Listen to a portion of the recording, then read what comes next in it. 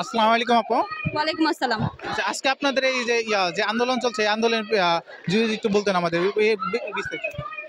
আন্দোলনটা হচ্ছে আজকেই শুরু না, আমরা গত গত বুধবার এবং মঙ্গলবারও এই কর্মসূচি চালাই, কিন্তু আমাদের কর্মসূচি মেয়েরা বিক্ষিপ্ত হয়ে নানাভাবে কর্মসূচিটা পালন করে।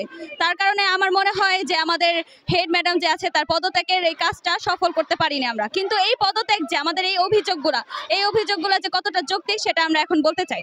তার প্রথমত অভিযোগ হচ্ছে সে তার আত্মীয়দের মধ্যে 14 জনকে এই বিদ্যালয়ে মানে কোনো যোগ্যতাহীন ছাড়াই, কোনো নিয়োগ মানে পরীক্ষা ছাড়াই সে নিয়োগ দেয়। শিক্ষক থেকে শুরু করে স্টাফ যারা আছে, মানে একদম দারোয়ান থেকে শুরু করে যারা একদম স্টাফ নিম্ন পর্যায়ে আছে, 14 জন এরকম তার আত্মীয়দের মধ্যে নিয়োগ পায়। তার পরবর্তীতে তার স্কুলের বেতন হচ্ছে 68,000 টাকা। সেটা আমাদের সাধারণ যে শিক্ষকরা আছে, নর্মাল শিক্ষকদের বেতন যদি হায়েস্ট সর্বোচ্চ 30,000 হয়, তার বেতন হচ্ছে 68,000, সে এখানে বেতন নিচ্ছে। তারপরে তার সরকারি বেতন হচ্ছে 40,000 টাকা। সে এই 68,000 টাকার মধ্যে কত দুর্নীতি করেছে সেটা আমাদের জানা নাই। এখন এগুলোও আমরা শুনছি তার অভিযোগের মধ্যে আসছে। সে যখন আমাদের বিদ্যালয়ের কনস্ট্রাকশনের কাজ করে, আমাদের নতুন ভবন গড়ে তোলার কাজ করে, তখন তার আপন ভাই সেই ইট বালু সিমেন্ট সেই বিদ্যালয় থেকে নিয়ে যাওয়ার অভিযোগ আমরা পেয়েছি এবং সেগুলোর প্রুফও আছে। এবং আমাদের এই যে আমাদের কর্মসূচি যে 2 দিন আন্দোলন হয়, এই 2 দিন আন্দোলন হওয়ার পরে হেড ম্যাডাম নিজে আমার বাবাকে ফোন দেয়। সে আমার বাবাকে ফোন দিয়ে বলে যে আপনার মেয়েকে বলবেন জীবন তো একটাই, জীবন একটা, ভালোভাবে কাজে লাগাতে বলবেন।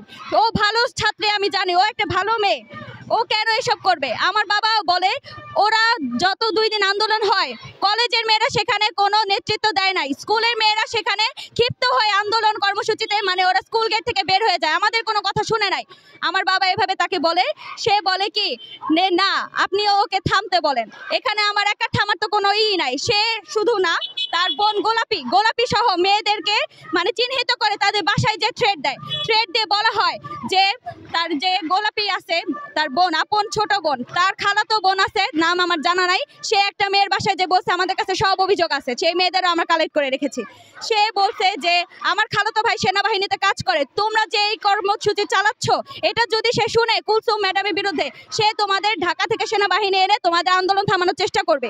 এরকম অভিযোগ আমরা শুনছি। আমাদের মেয়েদের বাসায় যে থ্রেড দেওয়া হচ্ছে, আমরা এরকম আর চাচ্ছি না। আমাদের মেয়েদের কোনো যদি নিরাপত্তাহীন ব্যবস্থা হয় তাহলে আমরা সেগুলো কোনোভাবে মেনে নিব না। একজন শিক্ষক যদি একজন ছাত্রীর বাসায় যে এরকম থ্রেড দেওয়া হয়, তাহলে সেই শিক্ষক আমরা কোনোদিনও মেনে নিতে পারবো না। সে আমাদের কিভাবে আমাদের ট্রিট দিবে সেটা আমাদের জানা হয়ে গেছে এবং তার বিরুদ্ধে যে অভিযোগগুলো আছে সেগুলো সত্য। অভিভাবকরা তার আচরণে এবং শিক্ষার্থীরা তার আচরণে অতিষ্ঠ। আমরা এগুলো আর মানতে পারছি না। আমরা একজন প্রধান শিক্ষকের থেকে এগুলো আশা করি না।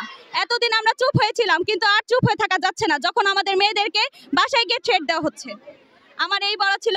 আর সর্বশেষে আমি যা বলতে চাচ্ছি, আমাদের এই আন্দোলন কর্মসূচি আজকে আমরা কোনোভাবেই থেমে যাব না। আজকে ওনাকে এখানে আনতে হবে।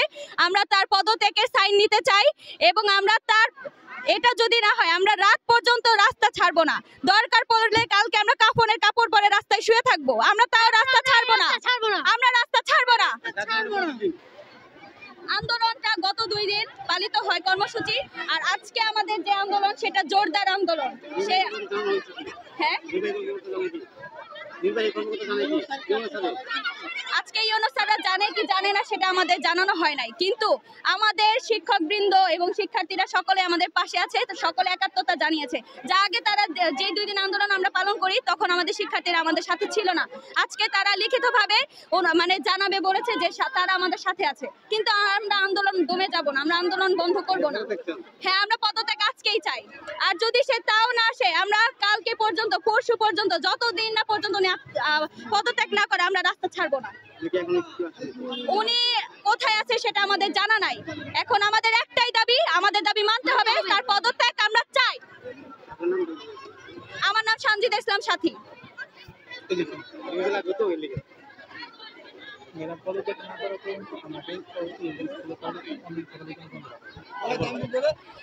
আমাদের প্রধান শিক্ষক কুলসুম ম্যাডাম, সে পদত্যাগ করার আগ পর্যন্ত আমরা আমাদের বিদ্যালয়ের কোনো কর্মসূচি পালিত হতে দিব না। আমরা বিদ্যালয়ে ফিরে যাব না এবং আমরা কোনো শিক্ষকদেরও কথা শুনবো না। আমাদের বিদ্যালয় অনির্দিষ্টকালের জন্য বন্ধ থাকা হবে, তাদের সকল কর্মসূচি বন্ধ রাখা হবে। আপনার পরিচয়টা এবং কোন ক্লাসে পড়েন? আমি দ্বাদশ শ্রেণীর ছাত্রী, ব্যবসায় শাখা, সানজিদা ইসলাম সাথী। নামটা আবার একটু বলুন। সানজিদা ইসলাম সাথী। ধন্যবাদ।